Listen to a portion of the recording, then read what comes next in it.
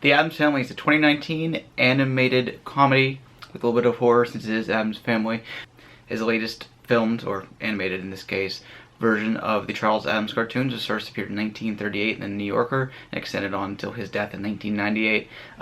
It's also adapted previously into a 1960s television show, 2 theatrical movies in the 90s, 1 direct-to-video movie in the 90s, a cartoon, and a previous television show. So it's been around the block a whole bunch of different times, and now we have our newest version with this animated one. And it's functioning as the number 81 in my 100 Days of Horror, something we do here at cityofgeek.com, in which a bunch of us watch 100 films we haven't seen, days leading up to Halloween, and posting our results. I'm doing mine on these video reviews. Other people are doing them down below. You follow that link and you can see what everyone's working on.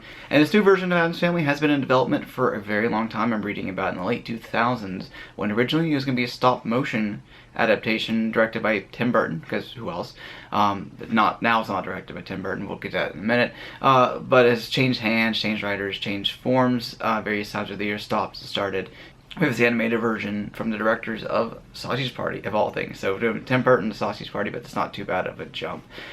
Tim Burton, as we've talked about in various places, mostly on our podcast, he's kind of had hits and slumps and here and there, and actually I'm kind of glad he didn't do it now, because he seems like he doesn't really care anymore. That's a whole different video podcast reviews.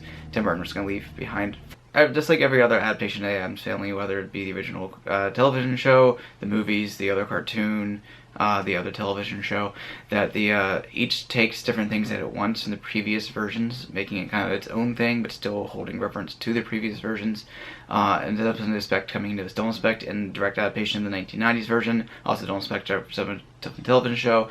Now the designs are from the original comics, and the 1990s version did that as well.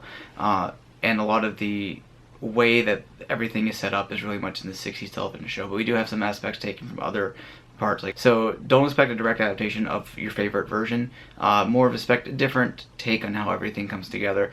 Except for each time, each version has its own medium and different way of approaching it, and different times that it's referencing on. Because we always have the Addams Family as the outliers in whatever time they're set in, whether the 60s, 90s, what have you. I think this was a good pick for a new movie. It was doing animation, whether it be stop motion or computer animated, as it ultimately turned out to be, rather than a live action version, because the live action version would be too similar.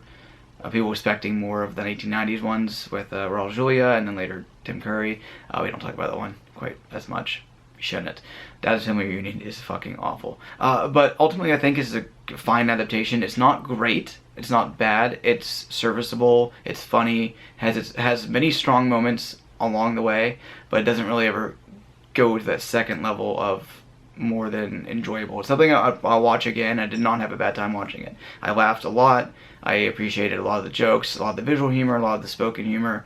Not all of it worked. The pop culture references that you find in the trailers and a couple times here in the movie kind of sink things for a moment. Like, there's a weird joke about the lime and the coconut at the beginning, which doesn't match, doesn't fit. It feels like something from one of the earlier drafts, maybe from the 1990s draft or late 2000s draft, and now somehow still made it through. But for the most part, the humor is just as you expect from the Addams Family. You get the macabre sense of things. You get a lot of wordplay, a lot of visual puns, a lot of visual humor, and it all really works together. Entertaining product, and ultimately that's what you expect out of this, is to be entertained, to feel the Addams Family. So I think it really does feel the characters as we've seen them before in this new version. It doesn't really feel out of place besides those particular pop culture references tossed in. Like there's the Snoop Dogg plays Cousin It. They play Pop It Like It's Hot when he arrives. Doesn't really match. A lot of these jokes like that don't really match in. But if you excuse those, we have a movie that mostly does work. So that was written by Matt Lieberman. Who doesn't have really a lot of credits to his name. The upcoming version of Scooby-Doo is being penned by him. That comes out next year. Then last Christmas, he was a writer for Netflix's Christmas Chronicles, which is amazing and so much fun. Never realized I wanted Kurt Russell as Santa Claus until Netflix gave it to me, and it has a pair of directors from Greg Ternan and Conrad Vernon. Them together worked on Sausage Party a couple years ago, which is a pretty damn funny movie that I did enjoy. It's sophomoric as hell, but I think it surprised me in how much I did enjoy that. Separately, they both have a decent amount of credits behind their names. Greg Tiernan, outside of Sausage Party and this, has mostly done a lot of topics. Tank Engine since 2009. He's directed a a ton of those. And Conrad Vernon directed Shrek 2. So yeah. So if you have your love of Shrek, there you are. And together both with this and Sausage Party, they do make really funny movies that have a good sense of timing and a good sense of character and really move things forward. But as we do have the animation, we should just go ahead and talk about that. Which the Addams Family themselves and their house, that works just fine. Has an interesting design to it. Not a direct representation of the previous editions, but more pulling back from the New Yorker cartoons, and that works and that looks good and melds well. They feel like they've taken the time to work on them. The downside of that is everything else. The townspeople nearby, the other jokes, the other bits don't really work as well. A lot of the side characters have the same loose look to it. It looks, outside of the family itself, even in that family itself, they do look like TV, but like one step above regular television animation. Television animation today can be great, and that's not it's not a dig on that. Like Clone Wars looks great. So probably the newest thing I watched the animated was Rebels, more Star Wars, but looking at a Star Wars shelf right over the other side of here. But it's serviceable and it's fine. It's not clunky or feels weird like say Norm of the North and something that feels like it was taken from another country and kind of redubbed over.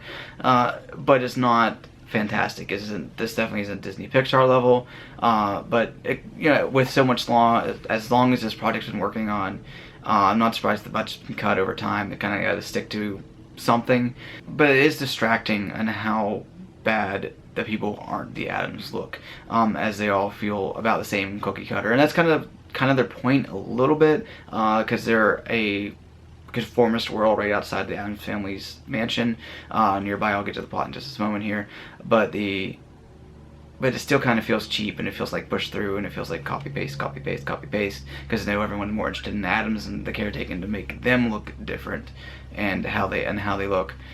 So you understand that those levels there, but it still doesn't quite work. Now we did mention the story here. We have a couple different stories, actually about 3 different storylines that intersect. One way is at Wednesday wanting to leave the house because she's never left the grounds, to go to school and find friends with the people who live in the town next door. The town next door is filled with people who are working on a reality show with the main person in the town, voiced by Allison Janney, yay, as she decides to destroy the Addams because their unconformist house doesn't match her planned neighborhood.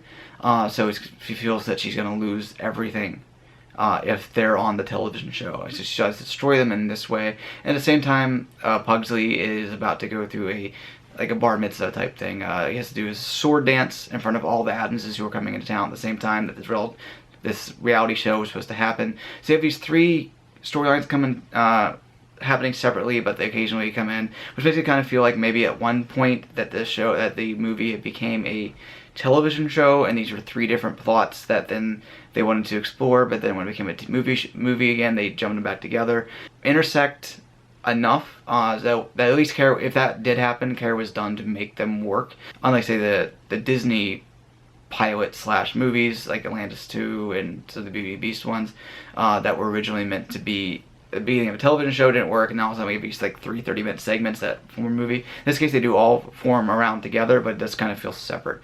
But that does bring up a bit of an issue I did have with some of the story here, in which the Addamses are separated from everyone else and they're aware that they're different. There is an us versus them mentality, which doesn't really match with everything else we've seen before in the Addams Family. I know that each version is its own different thing, but we do have the Addamses are like, no, they try and reach out at one point when they're always there, but they're also hiding from the world because they know the world doesn't like them. And being self-aware of the world being different from their world seems is not something we've seen before, as far as I can recall, in which that they're being themselves and happily being themselves, and then other people come in from the outside who are like kind of shocked and appalled by this, but then unaware that this is a loving family that really cares about each other, really cares about the world, and really cares about their life, and really positive aspects amongst what we normally see as like say negative of course not me, but because as a horror junkie and a weird lover of the weird,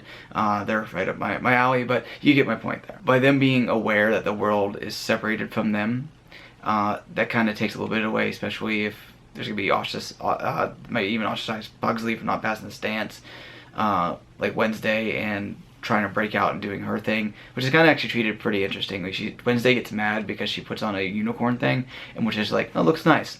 because she wanted to rebel, and we're just like, okay, it's cool, whatever works. So that doesn't completely work in there, but I can see why they made that choice. And but it's just one small aspect. But we do have a great cast to set up for the Addamses, even though none of them really stand out. They're well picked, and none of them does a bad job, but it really could have done by so many different other people. It could have been done with regular voice talent, which probably come out a little bit better. We do have Oscar Isaac as Gomez, Charlize Theron as Morticia, Chloe Grace Moretz as Wednesday, Finn Wolfhard as Pugsley, and Nick Kroll as Uncle Fester, and Ansel Janice as the bad guy. And they're definitely serviceable, and they do a good job. But they said there's nothing really telling about any of their voices in particular. Like Oscar Isaac is perfect for a live action Gomez.